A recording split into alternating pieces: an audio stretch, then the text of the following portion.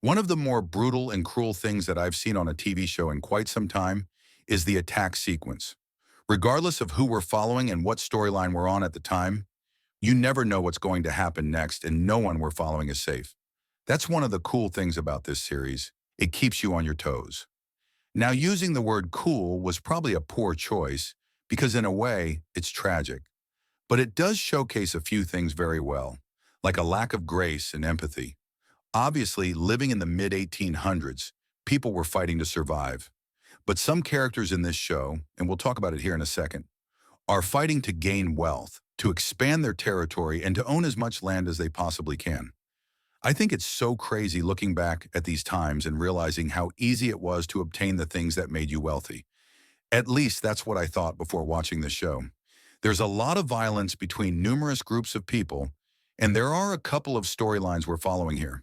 Peter Berg does a nice job of going back and forth between them, but there were times when I wished we could have focused on just one or two storylines instead of spreading so much information and bouncing between them.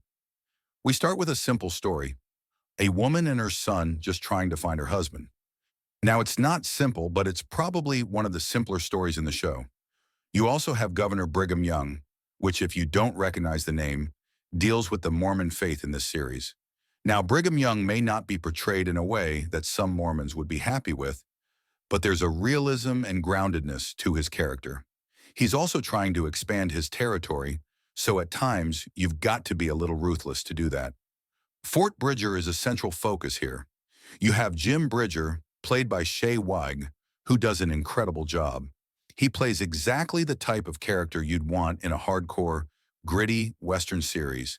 And of course, with coming in and taking land, you have the indigenous tribes trying to defend themselves, but also those posing as tribes.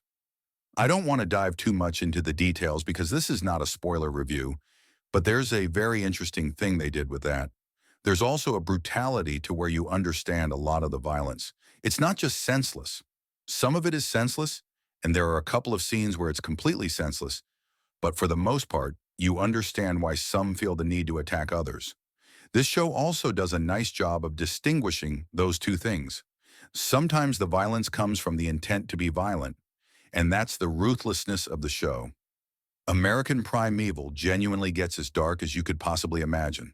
The attack sequence I referenced earlier is unflinching. It never lets you off the hook, and you're seeing some brutal scenes.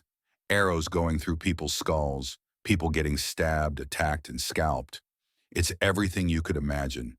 So if you don't like a show that's very cruel in nature, I don't think you're going to like this. And I understand that. Also, if you're of the Mormon faith and you're watching this, you may not be happy with how some things are handled. You have the Mormon militia in this show, and they're committing some bad acts. Again, these things don't personally upset me, but I'm curious to see how they are handled. That's the thing with a show like this. It's willing to take chances and make bold decisions. Peter Berg is not a filmmaker who's going to shy away from that. More recently, his movies haven't worked as well for me. Didn't he do the Battleship movie, which I thought was really bad? But to go from that to Deepwater Horizon, Patriots Day, and just that run of phenomenal films like Lone Survivor, my God, that was a phenomenal run. Mile 22 was kind of a letdown. But this is a beautiful pairing. I keep using words like beautiful, but just know it's not beautiful because it's tragic. However, in a way, it's beautiful that they're able to showcase this time period in such a way. Now, there are some things like the cinematography, the Dutch angles, the presentation, the POV shots, and some filmmaking techniques used in this show that you rarely see in a Western. The look of it, the color grading, and the aesthetic are very Western and very timely. It takes full advantage of its setting. The production design is magnificent, and the costume design is fantastic. You can tell they're filming on location. Everything you're seeing visually is phenomenal. It's very stylistic, but I kind of enjoyed it the longer we went. Those camera angles, the Dutch angles, and certain things threw me off a bit. It took me about an episode to get used to them. Episode 1, in general, is a little scattered. Once we diverge from that initial storyline with the mom and her child, it's not as clear. But it inevitably finds its way back. As the show continues after the attack sequence, it slows down definitively, but then starts to pick back up. I just love a show like this, where you're just in the lives of these people with all these numerous storylines. Dane DeHaan, by the way, is in this series. His wife gets abducted, and he has to go through something absolutely tragic. But to see the emotion from that combined with what's happening with Brigham Young and with our main character, played by Betty Gilpin, who has an interesting dynamic with Taylor Kitsch. I haven't even mentioned him yet. Obviously, there's a relationship with Peter Berg as the director, but I really like Kitsch's performance. Now, he doesn't say much in this show, but he handles himself in a way that, when you first see him, you think, this guy's going to be badass. And sure enough, he is the most badass character in the series by a long shot. There are times when Betty Gilpin's character, Sarah, does some things that get on my nerves as a main character. I'm like, all right, if you just listen.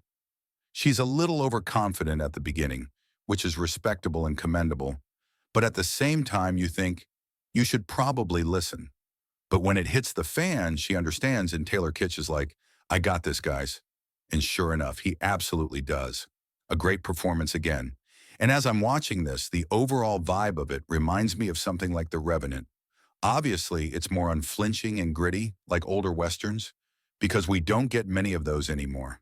Even the Yellowstone spin-offs and What Territory on Netflix last year are very different. They're more Hollywoodized, less gritty, which I appreciate, but at the same time, it's nice to get something like this every now and then. I'm seeing a little division from critics. It doesn't have a great Rotten Tomato score, and I'm sitting here thinking, I think I'm on the good side. Because how often do we get a show that is so ruthless yet gutsy? I like the guts. It also reminded me of The Revenant, and sure enough, it's from the writer of The Revenant. And I'm like, oh, all right, now I see the connection. It was crazy when I found that out, because my brain had already made the connection between the badassness of the characters, well, not our lead, but Taylor Kitsch's character. And sure enough, from the writer of The Revenant. So guys, this show really worked for me. Again, it's not going to be for everyone. It will upset some people, and others just won't be able to handle the violence. And I get that. For example, my mom, when she watches stuff like this, says to me, I feel like my bones are breaking while watching. So obviously she doesn't watch the show. But Dad will love it. Before I give you my score, there are 6 episodes, so you'll be able to binge it for sure. If you like these Netflix reviews and want me to tackle all the series, dropping that thumbs up is the best way to let me know. I appreciate it. American Primeval is unflinching, often ruthless, and extremely emotional due to the constant fight for survival. This is a series that isn't for the faint of heart, but the consistent risk-taking inevitably pays off with a production that places you in the heart of the battle. And sometimes that's a scary place to be, especially in a show like this, which is extremely violent. But as a sucker for a good Western, folks, you don't get much like this on TV anymore. So let me know what you think. Recommend this to your dad, because this is definitely a very dad show, but tell him to be prepared for something crazy. All right, I'll see you soon.